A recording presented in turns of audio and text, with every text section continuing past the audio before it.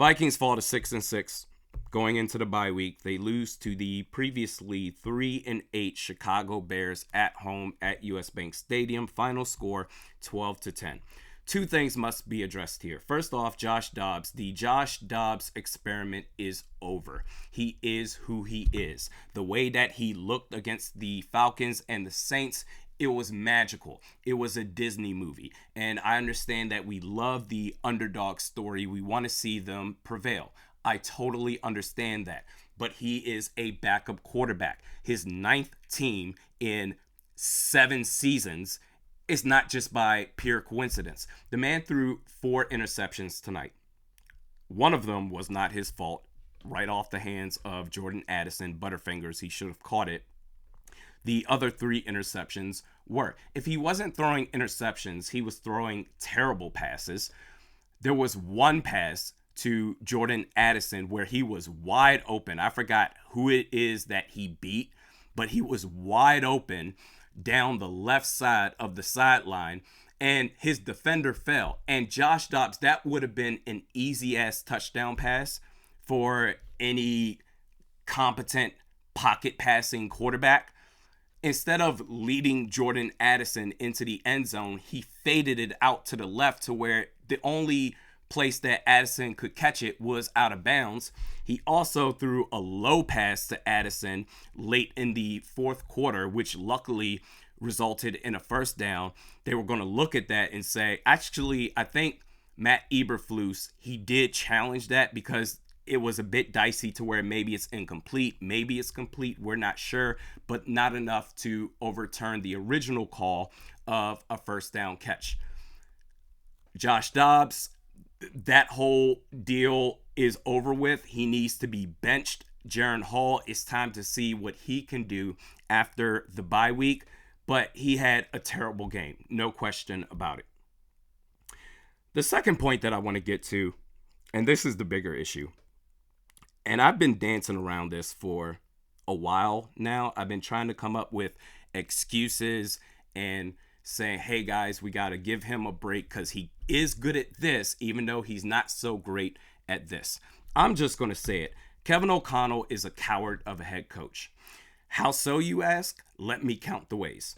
First off, in the first half, the Minnesota Vikings offense had 76 total yards. Brian Flores, time after time after time, got you so many stops, so many opportunities for you to capitalize. This is a bum-ass team. We're not talking about the Eagles, the Cowboys, the Chiefs, the Dolphins. This is the mother bleeping Bears that offensively you are fighting for your lives at home to try and beat. Are you kidding me? Brian Flores got you so many stops. He held, his defense held Chicago to 12 points. Bro, 4 field goals. Not a touchdown. Nothing. 4 field goals throughout the course of a 4-quarter game. And even with the turnovers, the 4 turnovers, not to mention the turnover on downs that you had, Brian Flores, the defense. You want to talk about the MVP of this team? The coach of the year for this team? It's Brian Flores. Even with all those turnovers, he kept you in the game. You go up 10-9 after the TJ Hawkinson touchdown with 5:54 left. Chicago, they get the ball. Their possession to follow, they fumble it. Justin Fields, he ran up the middle, and I believe it was Josh Metellus that delivered a big hit, fumbled the ball, recovered by Minnesota. With 3 minutes, 27 seconds left. And I said during the live stream, you have to put them away. You absolutely have to. You're up by 1 point. Okay, the defense has done everything for you.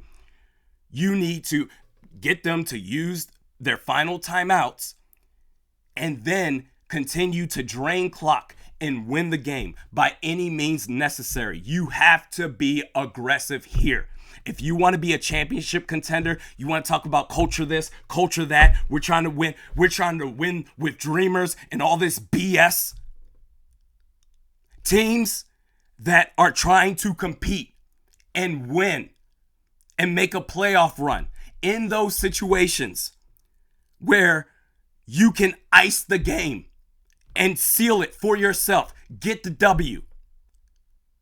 Get the first down. Drain clock. And it's over. Easy money. 3 minutes, 27 seconds left. The Vikings run the following plays. Run,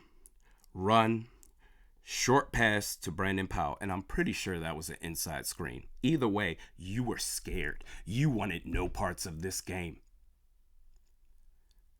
3 and out, punt. And in which case, I said during the live stream, you know what, Brian Flores, I'm sorry. This is not on you. Even if they march up the field, because all they needed was a field goal at that point. Even if they march up the field, they score a field goal and win the game, it's not your fault because you've done everything for it on your side, on the defensive side of the ball. You, Brian Flores, B-Flow, has done everything for this team to win. You have done your job. And your manager, your boss, the head coach, the guy that's supposed to be leading the way for this team with these players, is a damn coward. He was too scared to do his job. So he's saying, Brian Flores, hey, can you save us?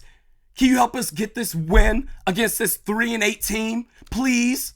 Because I don't have it in me to do it. That's what Kevin O'Connell did.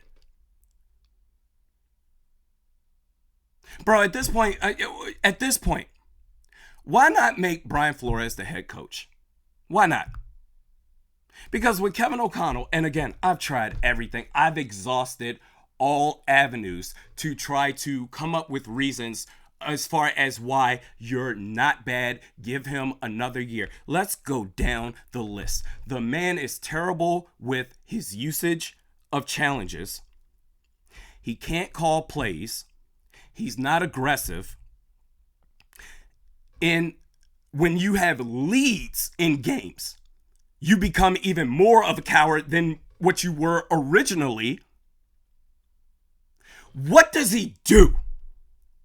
What does Kevin O'Connell do as a head coach? I don't care about the TED Talks that he does on his press conferences or his locker room speeches. I don't care about that. What does he do as a head coach that makes you say, yeah, you know what, there's something there? I don't see anything, bro. I've seen nothing but cowardice on your part. And that aside, you want to know, beyond the X's and O's and beyond not being aggressive and not being good with your usage of challenges, you are scared to make tough decisions. You are scared to bench players. I would not be surprised. It is as clear as day. I said that Josh Dobbs, he deserves to be the QB1 until he doesn't. Even if he has a bad game against Denver, if he follows that up with another bad game against Chicago, all right, all bets are off. You need to make that switch from Josh Dobbs to Jaren Hall. It would not surprise me at all after the bye week, the following game, if Kevin O'Connell gets up on that podium and gives this Disney Plus ass speech about why about why Josh Dobbs will continue to be the QB1 because you're a coward as a head coach. Respectfully.